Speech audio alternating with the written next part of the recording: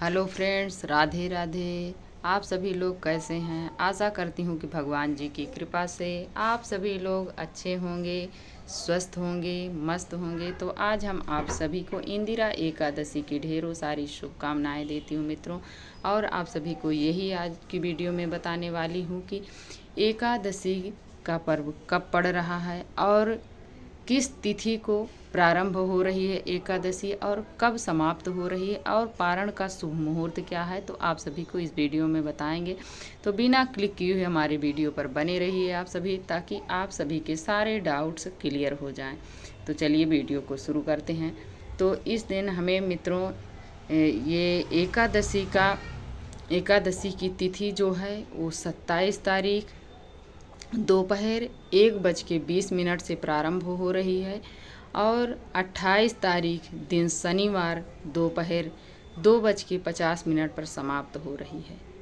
तो इस दिन हमें हिंदू सत्य सनातन धर्म में उदया तिथि में ही व्रत किया जाता है मित्रों। तो हमें 28 तारीख को इस व्रत को करना है और उस दिन हमें सुबह जल्दी से जल्दी उठना चाहिए और अपने नित्य कर्मों से निवृत्त होने के उपरांत हमें स्वच्छ वस्त्र धारण करना चाहिए। हो सके तो उस दिन हमें पीला रंग का कपड़ा ज़रूर पहनना चाहिए, नहीं है तो आप लाल, पीले इनमें से कोई भी वस्त्र आप पहन सकते हैं। और पहनने के बाद आप जहाँ भी भगवान जी की चौकी लगाएं वहाँ पर आप गंगा जल से छिड़क कर शुद्ध कर लें और करने के बाद एक पाटा रखें और उस पर आप पीले रंग का वस्त्र बिछाएं। और वस्त्र बिछाने के बाद हमें भगवान जी को पुष्प का आसन देते हुए हमें श्री हरि विष्णु भगवान को विराजमान करना है। विराजमान करने के बाद हमें कलश की स्थापना इसमें अवश्य करनी चाहिए मित्रों। तो देख सकते हैं हमने यहाँ पर कलश की स्थापना की है। आपको एक लोटा लेना है, लोटे में आपको गंगा जल भरना है और उसमें सिक्का, सुपारी, लौंग, इलायची, हल्दी की गांठ, पुष्प 5 या 7 चीज़ हमें अंदर डाल देना है। डालने के बाद आप लोटे में कंठ में मौली बांध दें और लोटे में चाहे तो आप स्वास्तिक बना सकते हैं, नहीं आप 5 जगहों पर टीक सकते हैं। तो देख सकते हैं हमने यहाँ पर टीका है। हल्दी कुमकुम से आप टीक सकते हैं। तो फिर उसके बाद हमें पंच पल्लव लगाना है। पल्लव में हमें सुंदर तरीके से अच्छे से हल्दी सिंदूर से टीकना है। और कलश में आप चाहें तो दीप कलश भी रख सकते हैं, नहीं आप श्री कलश भी रखते हैं। और उसके उपरांत हमें भगवान जी को अच्छे से विराजमान करने के बाद कलश की स्थापना कर लें और फिर उसके बाद हमें एक लोटे में जल लेना है और जल से हमें पुष्प की सहायता से 3 बार हमें शुद्धिकरण करना है अपने चौकी पर। करने के बाद हमें जब शुद्धिकरण कर लें फिर उसके बाद हमें हाथ में पुष्प और कुछ पैसे हाथ में लेकर दक्षिणा हमें व्रत का संकल्प लेना है। तो व्रत के संकल्प के दौरान हमें जिस मनोकामना से आप इस व्रत को कर रहे हैं वो ज़रूर बोलें। और हो सके तो आप ये जो श्राद्ध पक्ष में ये पड़ने वाली है इंदिरा एकादशी, ये बहुत बड़ी एकादशी मानी जाती है मित्रों।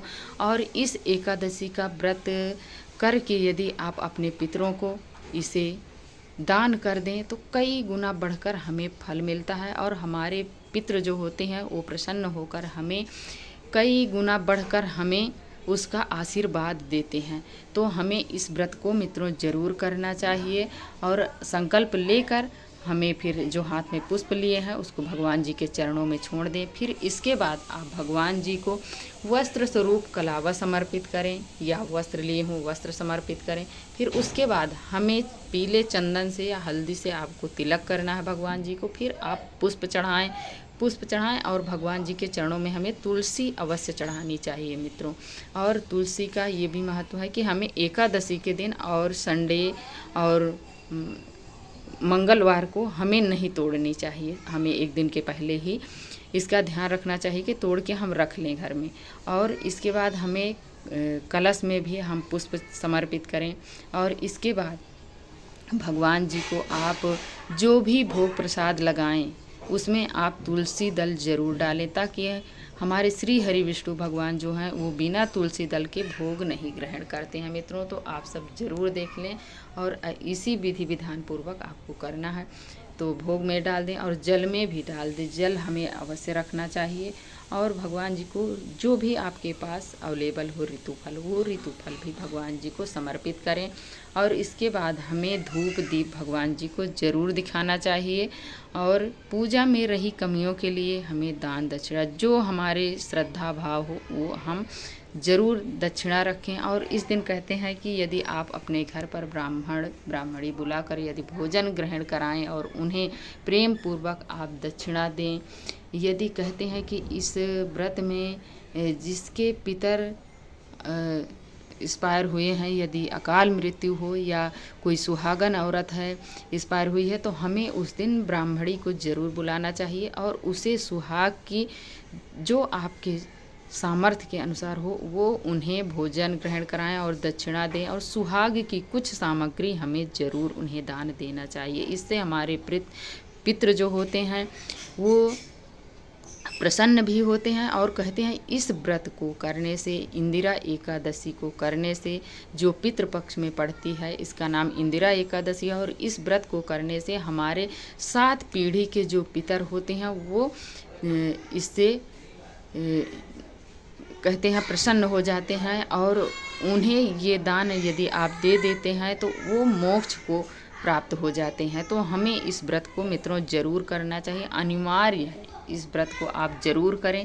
यदि कहते हैं कि जो भी आपने अभी तक एकादशी का व्रत किया है, यदि उसको भी आप अपने पितरों को दान करते हैं तो आपको कई गुना बढ़कर इसका फल मिलेगा। और आपके पितृ जब प्रसन्न हो जाएंगे तो प्रसन्न होकर आपको बहुत बहुत धन्यवाद देंगे, बहुत आशीर्वाद देंगे। और उनकी आशीर्वाद से आपके जो भी कार्य रुक रहे हैं, रुकावट आ रही है, अड़चन आ रही है, वो निर्विघ्न पूर्व वो पूर्ण हो जाएंगे। बहुत जल्द से जल्द आपके कार्य होने प्रारंभ हो जाएंगे। तो हमें ज़रूर करना चाहिए। इसमें हमें कोई सोचने समझने की बात नहीं है। इस व्रत को हमें ज़रूर से ज़रूर सभी को करना चाहिए। एकादशी का व्रत जो हमें नरक से हमें वैकुंठ धाम ले जाती है, तो हमें इस व्रत को ज़रूर करना चाहिए और सभी को करना चाहिए।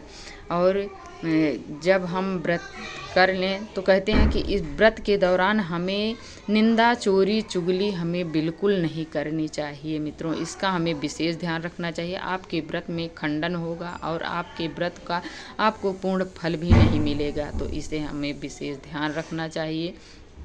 और इस दिन हमें फल और जो भी आप भगवान जी को भोग लगाएं वो शुद्ध एवं सात्विक लगाएं और वही भोग आप भी ग्रहण करें। और आपके द्वार पर यदि कोई भिक्षुक आए, भिखारी आए, ज़रूरतमंद लोग आएँ या आपके कोई रिश्तेदार आएँ, तो हमें उस दिन भोजन नहीं कराना, हमें फल ग्रहण करें और फल का ही उन्हें भी फलाहार करवाएं और फल का ही हमें दान देना चाहिए। और अपने द्वार से उस दिन किसी को दुखी नहीं करना चाहिए, किसी को लौटाना नहीं चाहिए। हमें इसका विशेष ध्यान रखना चाहिए। जो भी आए हमें उसका आदर भाव से, हमें हो सके तो आप फलाहार करवाएं, दान दक्षिणा दें, जूता चप्पल का दान करें, वस्त्र का दान करें, छाते का दान करें, पैसे का दान करें।